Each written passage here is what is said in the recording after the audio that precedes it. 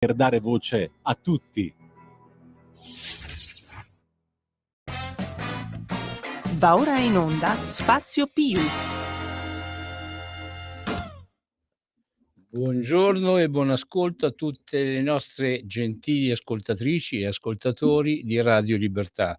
È il consueto Spazio Più, solo che oggi invece che dedicarlo alla polizia penitenziaria, invece la dedico sempre ad uomini in divisa, ma di un altro corpo, di un'altra specializzazione. E ospite con me non è la prima volta che appunto ospite nella nostra trasmissione, e ospite con me l'ammiraglio Nicola De Felice. Ammiraglio, buongiorno e buon pomeriggio. Buon pomeriggio a lei e ai radioascoltatori. Allora, io ho voluto invitarla in questa trasmissione, avrei avuto il piacere di invitarla lo stesso 2 giugno, no, ma la radio appunto era chiusa per ferie, perciò abbiamo dovuto arrivare appunto a questa giornata qua. La volevo invitare il 2 giugno proprio per discutere di quello che era stata la sfilata, di quello che è significata la sfilata, di alcune cosette che sono accadute durante la sfilata che hanno dato spazio a qualche personaggiuncolo, insomma, di prendere e commentare a sproposito. Non voglio, insomma, già troppa pubblicità hanno avuto sia la Murgia che Saviano, insomma. Sì, certo. Però, allora, ho invitato lei proprio per precisare quelle che sono alcune particolarità che a questi signori, insomma, questa signora e questi signori sfuggono, insomma. Ci può spiegare che cos'è il Consubin? Il Consubin, tra l'altro, è un acronimo che vuol dire Comando Subacqueo Incursori, nasce nel dopoguerra diciamo sulla ricostruzione delle forze armate italiane, in particolare sulla base di quanto nella seconda guerra mondiale la Marina, attraverso la 10ª flottiglia MAS, ancora prima dell'armistizio, aveva ottenuto attraverso ben 27 medaglie d'oro al valor militare per tante attività di grandissimo eroismo e di grandissimo sacrificio umano, che portò quello strumento militare, diciamo, chiamiamolo così, quell'organizzazione a fare veramente cose che mai al mondo erano state fatte e né tantomeno sono state capaci gli altri di emulare o di copiare, perché anche gli stessi inglesi, dopo i primi loro fallimenti di arginare questa eroica pattuglia di incursori, ha cercato di creare un'omologa formazione che però fallì miseramente. Sono state fatte delle azioni di guerra a difesa della patria e dell'Italia in quel momento in guerra contro il nemico anglo-americano, e qui sono ormai studiati in tutte le accademie militari del mondo, come cito così tanto per ricordare l'attacco con i barchini esplosivi, tra l'altro recentemente anche ripresi dagli ucraini, che hanno attaccato la base di Sebastopoli, copiando appunto i nostri mezzi d'assalto. Cito appunto l'attività appunto fatta dal tenente vascello Fagioni con l'attacco all'incrociatore inglese York a Suda, a Creta, affondandolo, e poi anche altre grandi imprese come quelle di Alessandria, dove furono affondate 2 navi da battaglia, 2 corazzate, la Valiant e la Queen Elizabeth inglese, e poi ancora a Gibilterra con attacchi in maniera rocambolesca ma romantica. Ammiraglio, mi vengono alla mente le strofe di una canzone: Malta Suda, Gibilterra, cioè immancabile, insomma. Esatto, e quindi quella è una canzone che sintetizza, insomma, Sì. le vicende eroiche del periodo, che portarono alla Marina e all'Italia un prestigio mondiale, perché nessuno mai aveva tentato con quei piccoli mezzi di colpire in maniera così determinante la flotta avversaria, cosa che tra l'altro avevamo già fatto nella prima guerra mondiale con il nostro grandioso eroe, che poi ricorda la festa della Marina, proprio domani, 10 giugno, c'è l'impresa di Luigi Rizzo che ha fondato con un MAS, con un mezzo veloce, la Diribus Unitis della flotta austriaca. Quindi voglio dire, sono cose che per noi ci fanno venire i brividi alla pelle per ricordare questi eroi, perché molti di loro poi si sono sacrificati. Io quando ho comandato la Marina in Sicilia ho dedicato una nuova palazzina che avevo fatto costruire per gli alloggi marinai proprio a uno di questi ragazzi, un guardiamarina che morì insieme a Teseo Tesei nell'attacco a Malta, nella sfortunata missione del 41, dove pure perirono 18 dei nostri connazionali. Si chiamava Caravelli, era un giovanissimo guardiamarina che volontariamente si era dedicato a far parte di quel corpo, e quindi ancora adesso la Marina tutta, a prescindere dalle tendenze politiche, sa benissimo che quegli eroi e quel gruppo di incursori rappresenta per noi il massimo da emulare, da ricordare per sempre. Insomma, molte delle nostre navi ricordano quegli eroi, quindi parlo della PN, il nostro incrociatore attuale, ma poi molti altri, insomma, ecco. E niente, quindi ripeto, nulla di nuovo sul fronte.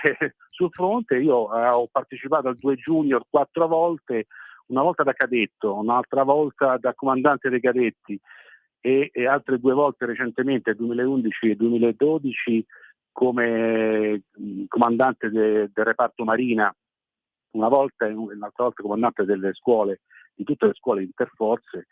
Non vedo nulla di nuovo sul fronte, si è sempre marciato in quel modo, si alza la mano come fanno anche le stesse croci rossine, se andate a vedere i filmati, che devono attirare l'attenzione su chi dietro segue nel fragore dei suoni, degli applausi, dei clamori vari, il momento in cui devono girare la testa, quindi guardare verso le autorità che sono sedute presenti sul palco principale, e quindi rendere omaggio alle autorità politiche e militari presenti per questa manifestazione. Ammiraglio Nicola De Felice, però vogliamo precisare alla Murgia e anche a Saviano il grido Decima è un grido che risale a molto tempo prima, insomma, risale appunto alla Marina Regia addirittura, giusto?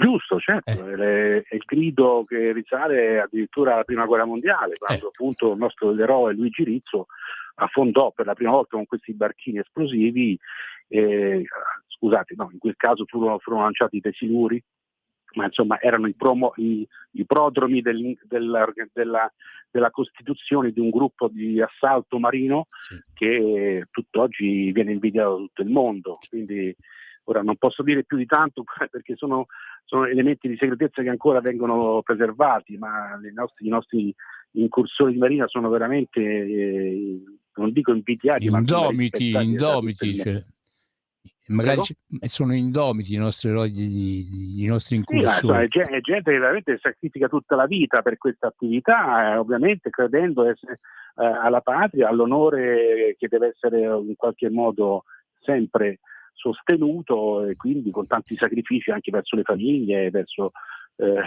una vita normale, agiata, che evidentemente dall'alto di un attico a Manhattan o da un'altra parte del mondo non ci si rende conto, no? Voglio dire, cosa vuol dire fare l'incursore di marina, insomma.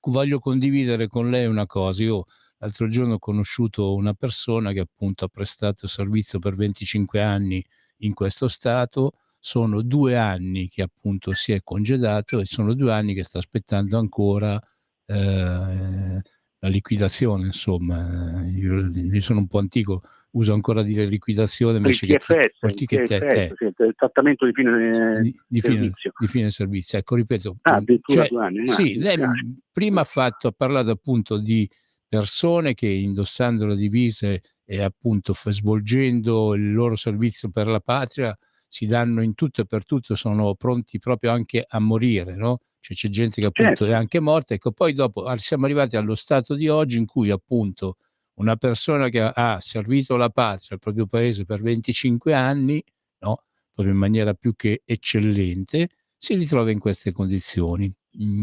Tante volte, appunto, in effetti, chi veste la divisa poi non viene giustamente trattato da questo Stato, insomma.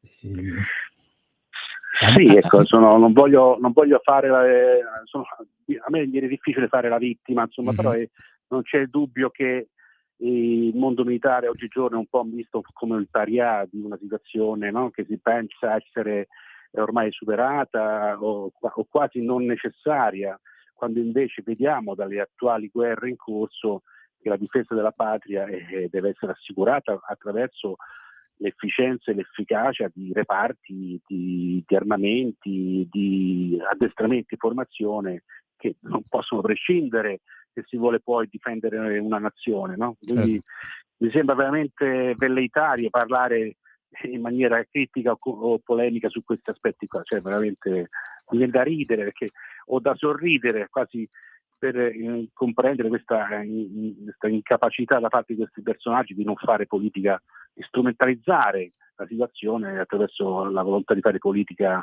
becera e certamente anti-italiana. Quindi io sono veramente diretto su questo aspetto e ripeto, non toccate i nostri eroi, perché i nostri eroi sono quelli che ci permettono di andare avanti, di credere, di essere motivati al di là della bassa paga o dei trasferimenti che si fanno continuamente. Io ne ho fatti 15 effettivi di trasferimenti con tutta la mia famiglia. Chissà come saranno stati felici i suoi familiari, vero? Passare... guardi, mia moglie, io sono stato fortunato di avere una moglie che mi ha seguito sempre con 3 figli e non le nascondo che abbiamo avuto insomma dei piccoli di difficoltà anche nel cambio delle scuole, dei ragazzi hanno lasciato gli amici nella precedente destinazione, quindi voglio dire non è una situazione poi sì, e poi c'è tutta la parte sanitaria che viene, cioè non è che ci sono non ci sono siamo come gli altri cittadini, ecco, anzi forse... non siamo privilegiati nell'assistenza sanitaria o nel trovare una casa o trovare capito? Cioè, sono cose che si affrontano perché si è scelti questa strada.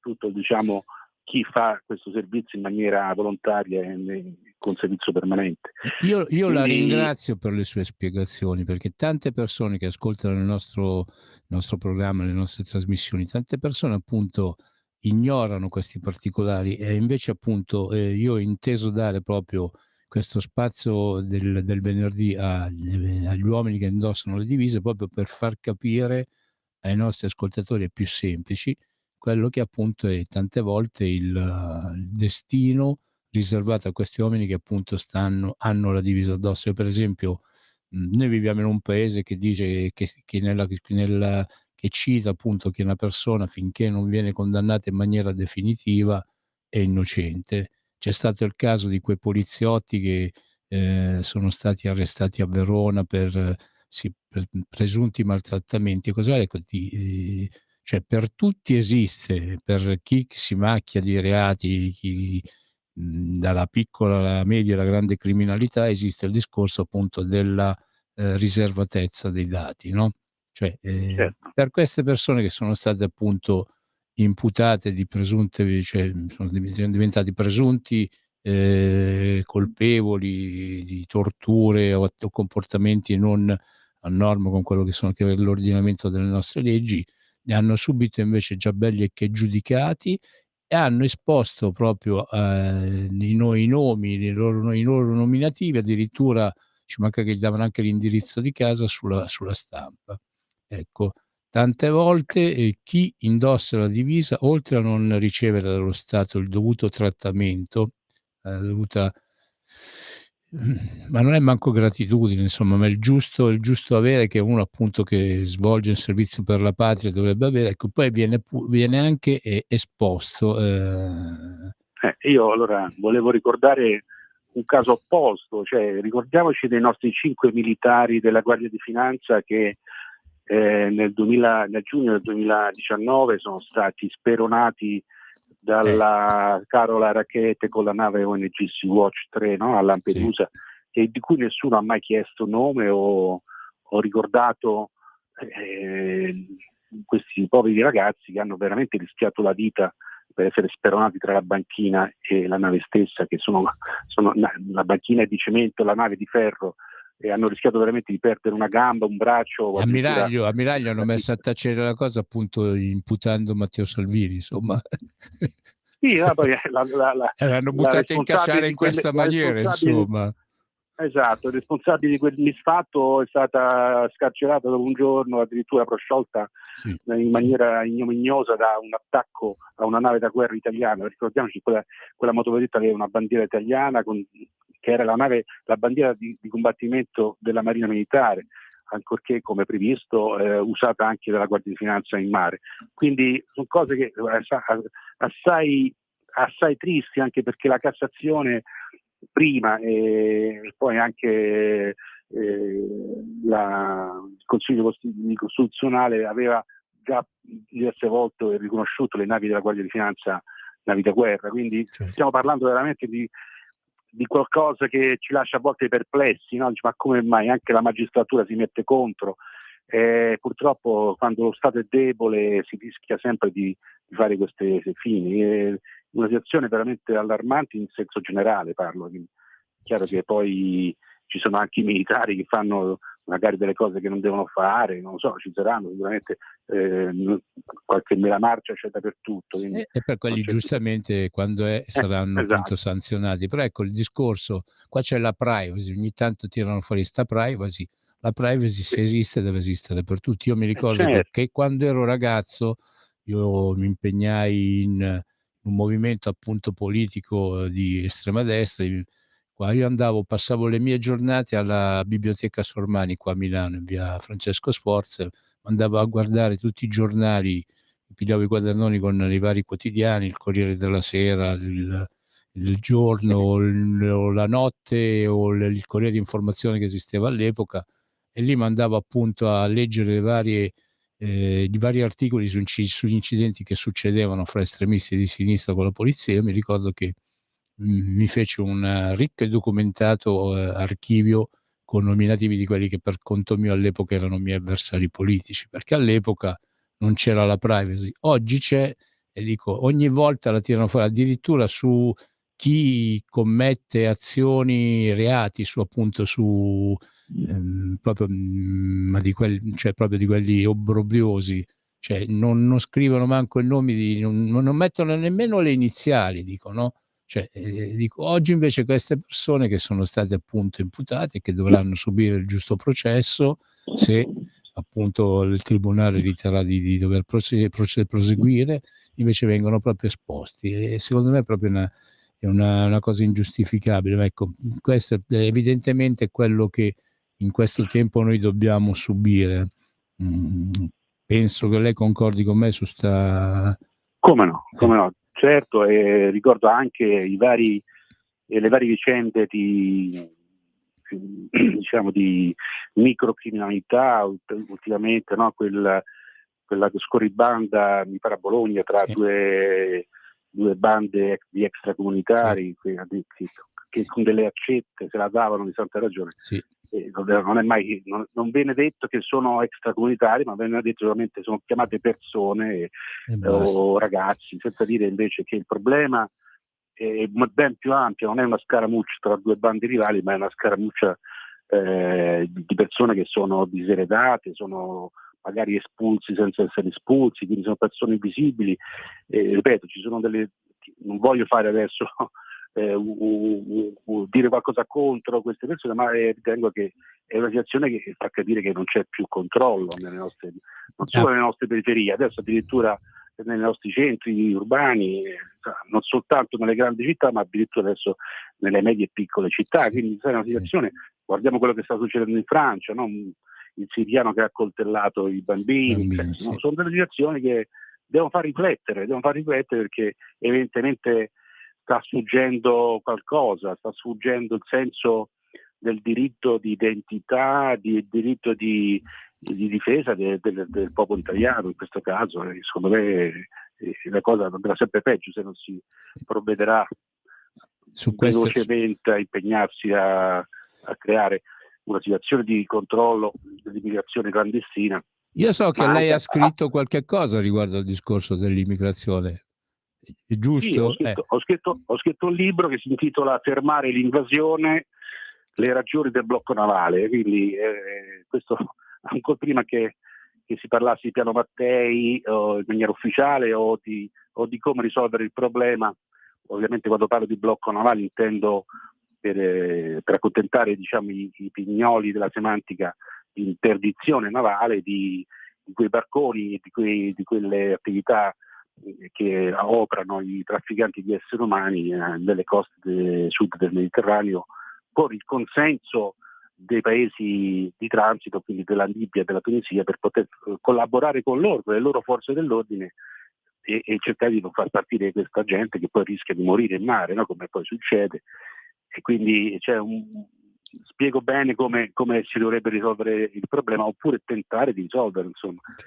Cosa che già stata fatta nel 2008 col patto di amicizia italo-libico, e che uno va a guardare le statistiche degli anni successivi, 2009-2010, vede che furono azzerate le partenze dalla Libia, e cosa che poi tra l'altro la stessa Unione Europea fa nel Mar Rosso, nel Golfo di Aden, davanti alla Somalia, con il consenso del governo somalo, nella interdizione nelle acque territoriali somale dei barchini dei pirati, quindi un'altra minaccia che viene considerata di prima priorità. Evidentemente l'Unione Europea in quel caso opera già dal 2008 ad oggi con le navi militari, anche italiane, e che invece non si rende conto che il problema è ben più presente nel Mediterraneo. Quindi anche là una visione un po' miope dei nostri politici nel non pensare che l'Italia è orientata verso sud. Il problema oggigiorno è a sud e va affrontato sia con una diplomazia ben più determinata, con una strategia che coinvolga anche gli elementi di scambi commerciali, economici con i paesi del sud del Mediterraneo, tali da poter con loro collaborare e risolvere il problema anche attraverso operazioni militari di interdizione navale, cosa che, ripeto, secondo me è la soluzione che si deve affrontare, portando gli hotspot e quindi i centri di accoglienza in Africa, e permettere all'ONU e all'Unione Europea di fare lo screening necessario per vedere chi ha diritto alla protezione internazionale e quindi all'asilo politico, e chi invece deve tornare a casa sua. Insomma. Allora, ammiraglio Nicola De Felice, ci stiamo avviando verso la fine del primo tempo, fra un po' ci sarà la pubblicità. Voglio approfittare per reclamizzare ancora il suo scritto, perciò fermare l'invasione, il blocco navale dell'ammiraglio Nicola De Felice. E chi è l'editore? Herald Editore, con l'H davanti. Si può prenotare online tranquillamente andando appunto sul sito heraldeditore.it. Tra l'altro la prefazione di Pietrangelo Buttafuoco, un grande amico mio, e poi la postfazione di Fabio Amendolara, che è uno scrittore, un giornalista della Verità. Perciò appunto, cari ascoltatrici e cari ascoltatori di Radio Libertà, fermare l'invasione, il blocco navale dell'ammiraglio Nicola De Felice, editore Herald, capito signore? Regalate questo libro ai vostri mariti, oppure mariti regalate alle vostre mogli, insomma leggiamo questo libro e diventiamo appunto consapevoli di quello che appunto l'Italia sta subendo, di quello che andremo a subire se appunto se il governo di questo Stato non si adopererà per sistemare queste cose. Io mi preoccupo un pochino perché ho letto sui giornali che la Meloni sta pigliando accordi con la Spagna, con la Francia su questa problematica qua, e io non riesco a essere così tranquillo quando certe cose devono essere discusse con francesi e spagnoli, soprattutto con i francesi, perché questi si sistemano sempre le cose al loro piacimento. Eppure il Mediterraneo, ne hanno di coste sul Mediterraneo, ne hanno anche loro, o sbaglio, ammiraglio? Io al mare ci vado sempre, però mi limito alle vicinanze della riva, insomma. Lei che invece il nostro mare e anche altri li ha navigati, insomma, le risulta anche a lei appunto che pure la Francia ci ha svariati Certo. Cioè, la Provenza, l'antica provincia romana è purtroppo in mano francese, così come la Corsica, quindi voglio dire sì, anche loro hanno diciamo interesse e necessità a dover affrontare la tematica, e spero che un giorno capiscono che anziché fare un po' troppo i sciovinisti facciano anche gli interessi dell'Europa e quindi si mettano d'accordo con l'Italia. Io lo spero vivamente, in fondo sono stato a Parigi 3 anni, ho vissuto, li conosco bene i francesi, bisogna un popolo forte e determinato, bisogna sapersi però confrontare e certamente non abbassare la guardia, quindi sicuramente. Poi ho fatto anche l'addetto militare a Tunisi, quindi conosco bene anche l'influenza francese sul Maghreb, ci sarebbe da lavorare, si spera che presto cambi anche la politica interna francese. Speriamo. Allora, ci interrompiamo per la pubblicità, resti con noi che poi riprendiamo perché ho tante altre domande da porle. Pubblicità. Davide Volpin, un'ora in diretta nel passato per non dimenticare i grandi artisti e la loro grande musica. Ogni sabato dalle 17 alle 18, Spazio Pomeriggio su Radio Libertà.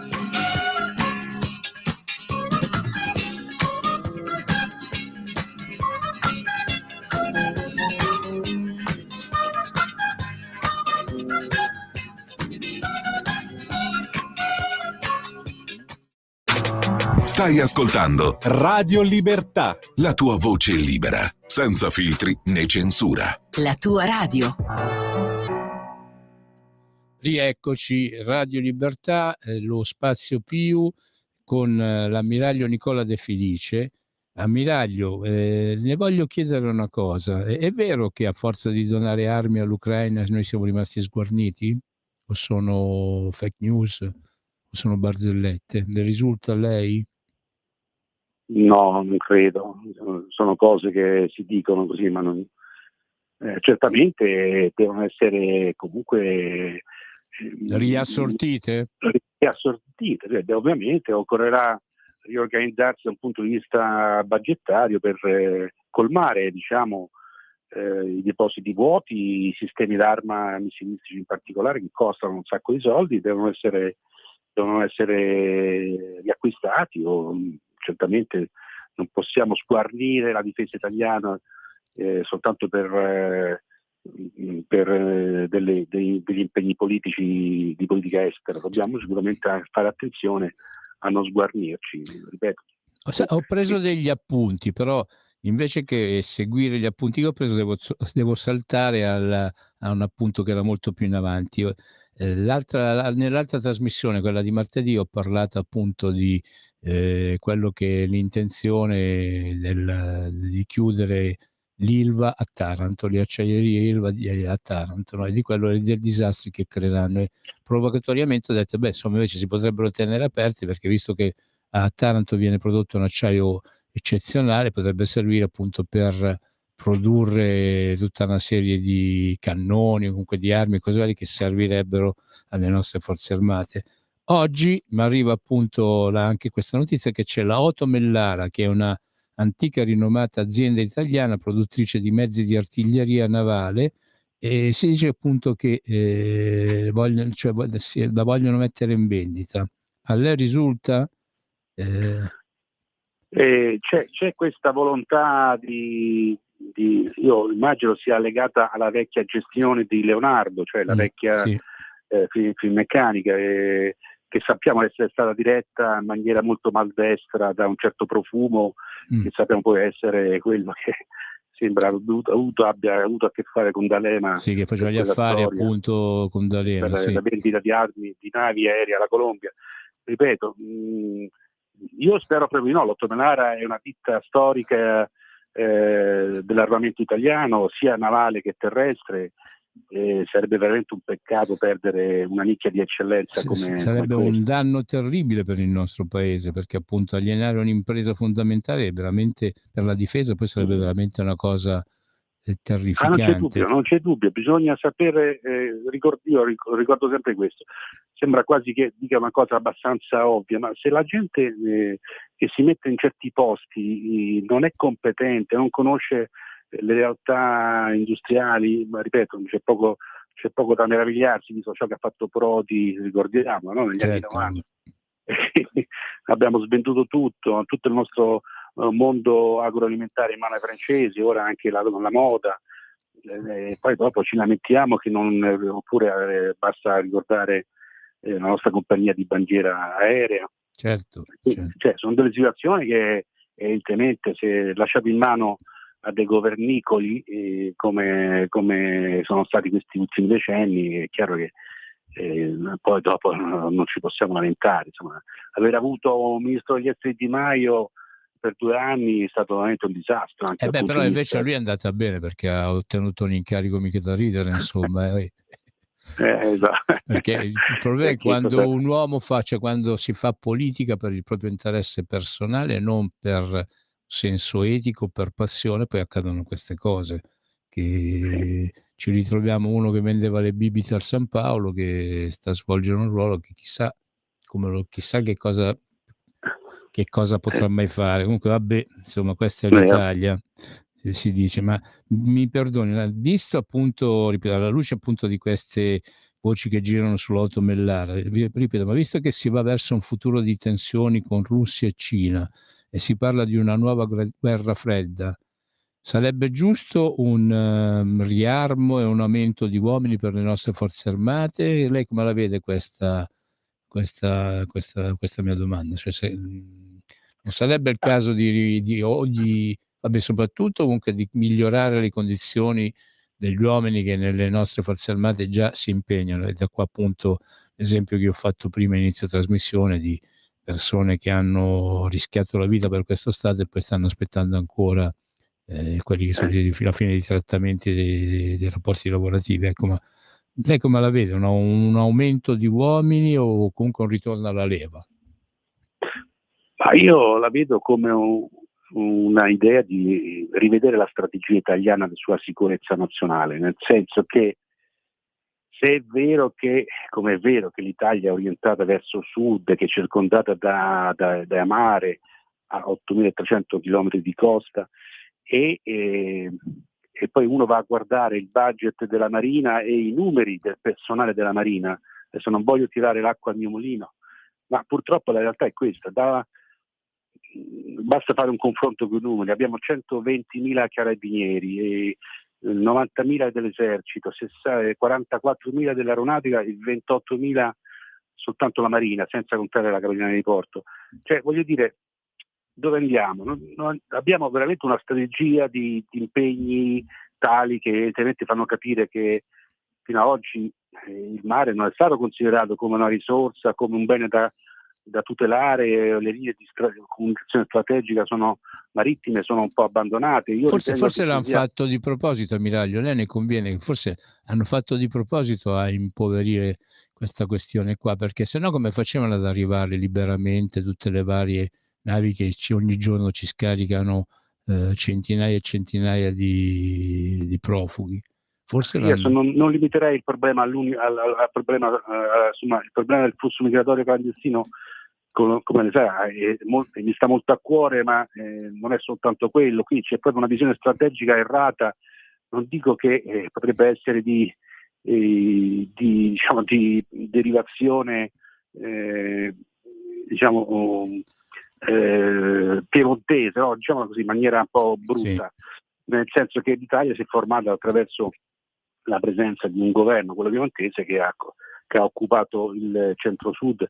Da lì poi evidentemente c'è una visione terrestre della tematica strategica di sicurezza nazionale, che ha lasciato un po' da una parte la problematica marittima, cosa che secondo me invece dovrebbe essere affrontata in maniera ben più intensa, ben più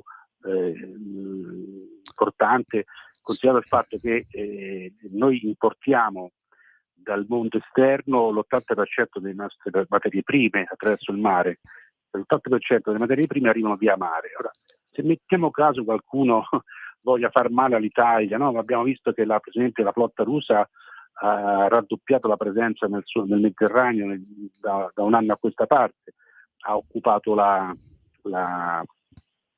Cirenaica attraverso la presenza del battaglione Wagner, ma anche con la presenza di navi ed aerei a Bengasi e a Tobruk, come tra l'altro anche in Siria c'è la base di Tartus che è una base navale importantissima per i russi, che ha a sua volta un aeroporto gestito ufficialmente dalla Russia, quindi con tanto di aerei che potrebbero portare ordigni nucleari sull'Italia. Quindi stiamo dicendo di cose che magari molti non sanno, quindi il problema marittimo è fondamentale. Ammiraglio Nicola De Felice, lei mi deve perdonare, io Prego. ho fatto questa domanda, questa battuta è stata una battuta nel mio proprio provocatoria, perché d'altronde io devo soddisfare quella che è la pancia di tanti ascoltatori di questa radio, cioè ci sono persone semplici per cui per stimolarli all'ascolto, all'attenzione e anche possibilmente all'azione devi toccare argomenti appunto che stanno alla loro portata. Insomma, io a volte faccio battute per i semplici che ascoltano la nostra radio, però io no, infatti io sto cercando di parlare semplice, in militarese. Sì, no. Ma io per esempio la domanda che le devo fare e le volevo chiedere: che cos'è il Mavi Vatan e cosa comporta per l'Italia avere una presenza navale turca forte nel Mediterraneo? Ecco, appunto io parto dalle domande semplici, che così attiriamo l'attenzione dei nostri delle nostre ascoltatrici, dei nostri ascoltatori, però poi dopo sono preoccupato. Lei sta dicendo veramente delle cose che io condivido. Il problema è che appunto qua in Italia non si è mai fatto un progetto industriale, ma su qualsiasi cosa, anche sulla difesa. Praticamente noi siamo, pur essendo una penisola bagnata appunto dalle varie parti dal mare, ecco, qua al nostro governo e ai governi che si sono succeduti pare che del mare non gliene frega niente a nessuno. Allora bisogna invece appunto stimolarli. Secondo lei non sarebbe più giusto che nel Mar Mediterraneo, soprattutto in quello che è di nostra pertinenza, dovremmo essere noi italiani ad avere la maggiore presenza e la maggiore attività, considerata anche appunto che, come lei dice, qua ci arriva l'80% delle varie materie prime ci arrivano appunto tramite via mare, e invece appunto cioè lo so, infatti è questa diciamo paradossale inconsapevolezza da parte delle autorità politiche a capire che il problema per lo sviluppo e il benessere del popolo italiano non può che provenire dal mare, è cosa che tra l'altro la storia ci insegna da ciò che fecero gli antichi romani quando distrussero la potenza cartaginese, fino ad arrivare alle nostre 4 repubbliche marinare, che poi non erano solo 4, ma ne erano molte di più, ma diciamo ricordiamo quelle più importanti: Genova, Venezia, Amalfi e Pisa, che fecero dell'Italia il centro e la culla della civiltà, dell'arte, della scienza, dell'astronomia, della ricchezza e dello scambio di materie sempre verso l'Oriente, e quindi portò l'Italia veramente a essere una penisola invidiata da tutti, tant'è che abbiamo avuto le varie invasioni sia prima dai Longobardi, ma poi i francesi, gli spagnoli e via dicendo. Quindi voglio dire, se c'è stato un motivo che li ha fatti venire in Italia era proprio per questo.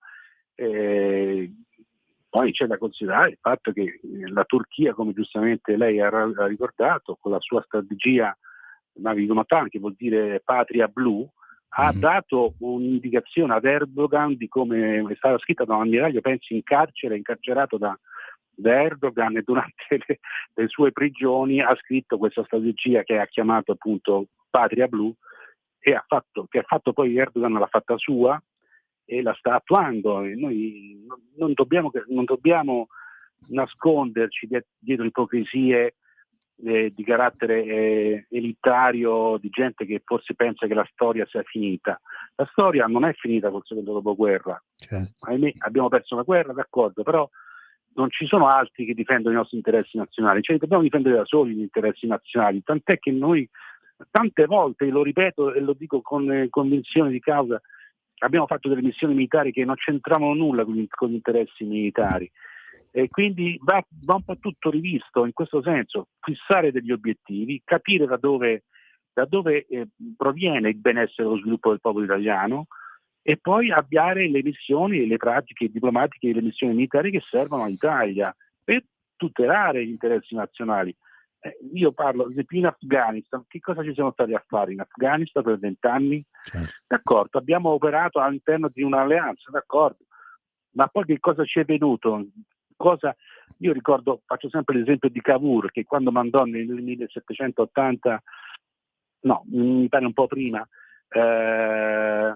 mandò le truppe piemontesi in Crimea, ma poi dopo ebbe la possibilità di andare al tavolo della pace nella guerra appunto franco-russa, e andò potette dire la sua, così convinse Napoleone III poi a aiutarci a riconquistare il Lombardo-Veneto. Quindi ci sono cose che così si devono portare avanti, non è che uno partecipa a una missione militare per poi non avere nulla, no? Certo. Cosa abbiamo ottenuto noi? Certo. Niente. Parlo ad esempio dell'Iraq oppure in Libano. Noi abbiamo 1500 soldati in Libano, ma diciamo non sono altre le priorità nostre, dove sono? Certo. Oppure in Kosovo abbiamo il maggior contingente italiano, abbiamo visto anche, no, gli incidenti, Certo, ci sono stati infatti. recentissimamente, 11 italiani su 30 sono stati feriti, quindi questo fa capire quanti soldati abbiamo in Kosovo.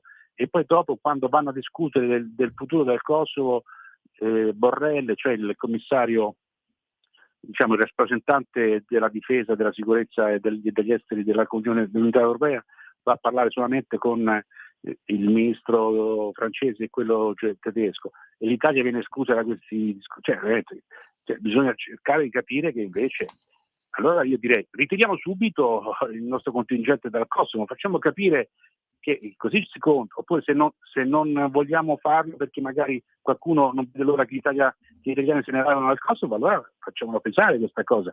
Cioè, non si può pensare di far soltanto, no, di dar priorità a una diciamo pressione militare interna nostra verso i politici, e tutto ciò che il militare deve fare deve essere quello che è conseguito da una strategia politica. Questo Certo. io voglio dire. Io stavo pensando di scendere a Roma e di andare a tampinare la sottosegretaria Isabella Rauti, no?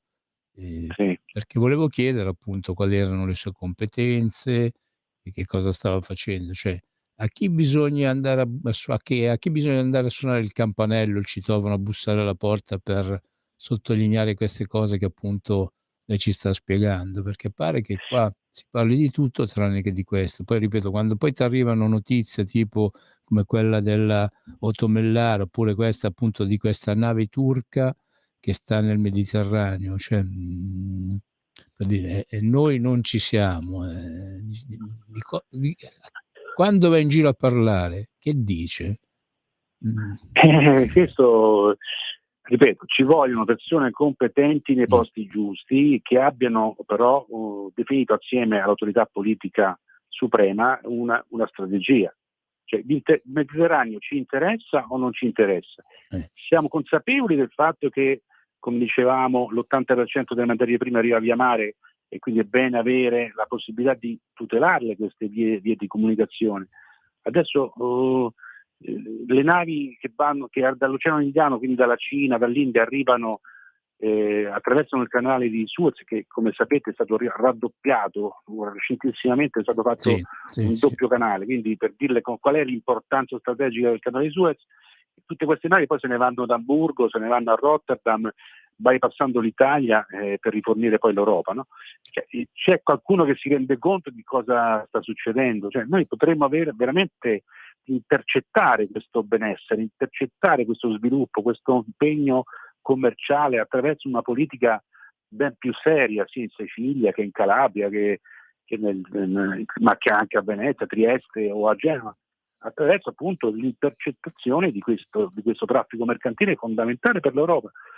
E questa è la strategia che va a portare avanti, ma ovviamente non basta solamente puntare su una strategia commerciale, ma anche militare, perché, ripeto, se non c'è la presenza del militare, la persuasione a fare certe cose non viene percepita. Questo è normale, cioè, tutto il mondo funziona così, non è che soltanto perché sono un militare dico cose pro-militari.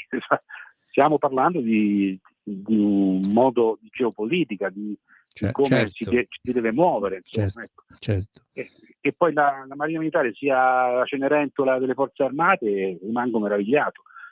Poi ripeto, negli anni 20 non era così, avevamo una flotta, ricordiamo, di corazzate ultramoderne, avevamo la flotta di sommergibili più numerosa del mondo, 120 sommergibili, ora ne abbiamo 8. Dove andiamo? Non è questione di doversi riarmare, è questione di fare una strategia italiana che poi deve essere supportata da un giusto strumento militare, che in questo caso deve essere prevalentemente marittimo, aereo-marittimo, diciamo. Ecco, questo voglio dire. I conflitti moderni ci insegnano questo, poi se poi non si vuole capire questo, che cosa le devo dire? Non so. Ammiraglio, ascolti, io l'anno scorso sono stato alla Spezia, sono andato lì appunto per questioni sindacali legate al mondo delle partite IVA, ho avuto modo di conoscere la città di La Spezia con tutta la sua cinta muraria vista mare, no? E stando lì ho avuto modo di vedere sommergibili, navi che andavano e venivano, elicotteri tipo i Chinook, che vabbè, no, gli Augusta erano quelli, esatto, quelli lunghi, che appunto la sera NH90, avrà visto gli NH90 o le H101 che ogni sera si alzavano e stavano in giro ma fino a notte fonda, e poi mi hanno spiegato appunto che stavano lì per fare addestramenti e cose varie. Ecco, ma siamo la base degli elicotteri a Sarzana, vicino alla Spezia. Ecco, ma appunto per l'intera città di La Spezia, cioè per tutta questa cinta muraria che appunto c'è appunto nella città di La Spezia, che funzione ha per la Marina Militare? Cioè, la Marina Militare è utile alla città, è utile appunto considerata la posizione che ha qualche cosa, serve a qualche cosa, sta lì per un'ottica.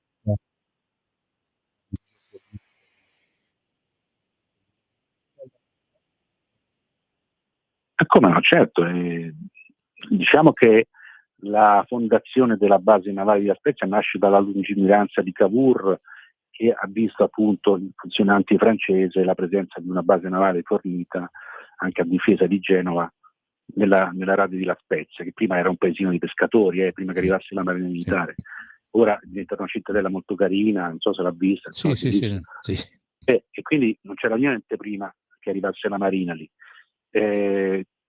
Ovviamente la Marina non ha soltanto La Spezia, c'è anche la base navale di Taranto, di Brindisi e di Augusta Messina in Sicilia. È chiaro che gli aspetti, ognuna di queste basi ha una sua funzione sia tecnico-logistica che operativa, no? Diciamo in maniera molto semplice, le basi più a sud sono più operative, le basi più a nord sono più legate alla logistica, alla presenza di industrie importanti, come ad esempio l'Automelara a Spezia, poi c'è Fincantieri, arriva Trigoso, ce ne sono, quindi siamo più legate verso il nord a un contatto con l'industria diciamo della difesa italiana. Poi c'è Milano vicino, quindi vuol dire, a Roma è a 3 ore di macchina, mentre le basi a sud, in particolare Taranto e Augusta, sono basi più diciamo di impegno operativo, quindi di presenza di navi già pronte, pronte a operare, piuttosto che avere delle navi a Spezia che magari fanno dei lavori, fanno degli ammodernamenti, e quindi hanno a che fare con l'indotto presente nell'entroterra. Cioè, No, infatti è per questo che gli ho voluto fare questa domanda sulla Sì, Spezia, no, facendo cioè, un po' lo sì. gnorri, perché appunto il discorso è questo, che se il governo non interviene, se appunto se mai fosse vera questa notizia della Otto Mellara, cioè qua certe eccellenze ce le dobbiamo tenere strette e care, le dobbiamo far crescere, cioè non dobbiamo consentire solamente a D'Alema con Alessandro Profumo ad andare a fare le trattative con i colombiani o insomma, con gli equadoregni per vendere le cose. Cioè, noi certe cose ce le dobbiamo tenere perché sono eccellenze che servono al nostro paese, servono anche ai nostri lavoratori, sia quelli appunto in divisa che quelli appunto che stanno con le tute d'operaio o con i tecnici, insomma, perché ormai poi con Come quello no, che...